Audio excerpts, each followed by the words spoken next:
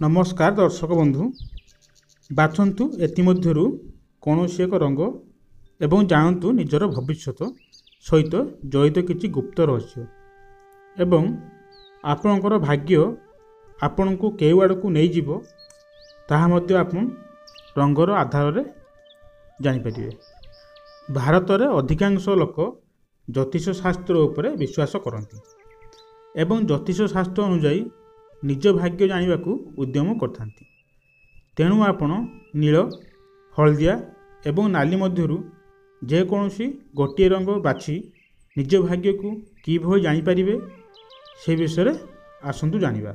नील रंग जदि आपण नील रंग बाछुचंती तेबे जानि रखंतु जे दीर्घ समय धरी आपणको जीवन रे नाना प्रकार समस्या लागी रहिछि। ए समस्या कारणरू आपण निज भाग्य को निजर सपक्ष नुहे बोली विवेचना करछंती।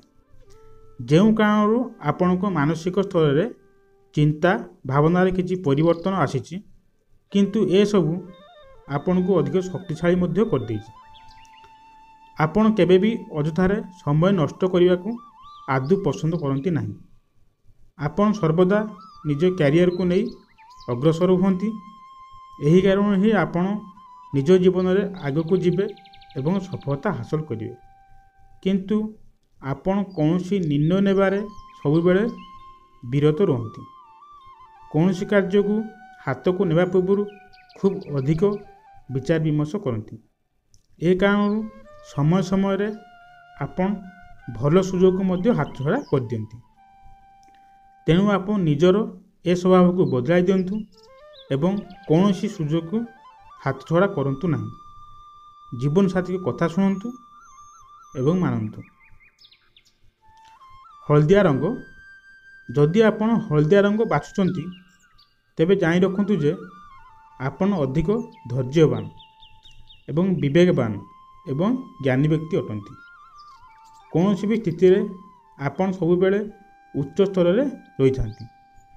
स्वभाव पवित्र होइथियारु आपण समस्तकर प्रियर होइथांती किंतु आपणकर क्रोध एवं चिड़चिड़ा स्वभाव अधिक रही थाए। एही कारणरू प्रायतः लोके आपण को भूल बुझाती किंतु जो माने आपण को भल भाव में बुझंती से माने केबे भी आपण को त्याग करती नहीं एवं सर्वदा आपण को सहित रही थांती। आपण अधिक खर्च स्वभाव होइथांती जो कारणरू जीवन रे अनेक समस्या होता है किंतु एक निर्दिष्ट समय सीमा रे आपण को जीवन रे अनेक बड़ परिवर्तन हो पारे। गृहिणी को कथा भी मानंतु। नाली रंग जदि आपण नाली रंग बाछुचंती तेबे आपण खूब सुंदर अटंती एवं आपणकर अत्यंत आकर्षण अटंती। जो माने आपण को सहित मिशंती से माने जीवन रे केबे भी आपण को भूली पारंती नहीं। आपण प्रायतः सब बेले अधिक गपिबारे पसंद करथांती। आपण सर्वदा कहा सहित रहिबाकू एवं सर्वदा खुशी रहिबाकू पसंद करती। आपणकर हृदय खूब परिष्कार होता है किंतु आपण समय समय रे ठकामीर शिकार होइथांती। आपणकर सबुठारु अधिक रुचि भावनात्मक कार्य रही है। खूब कठिन स्थिति को सम्मुखीन होबार कला आपण पाखे रही है। आपणकर विशेष गुण कारणरू आपण निजे भविष्यत निजे लिखिथांती। आपण कला एवं संगीत रे आपण को रुचि रही है। सर्वदा हस हस मुह आपण को प्रिय पात्र कराई थाए। आपण जने भल मोटिवेटर एवं व्यवसाय मध्य होई पारंती।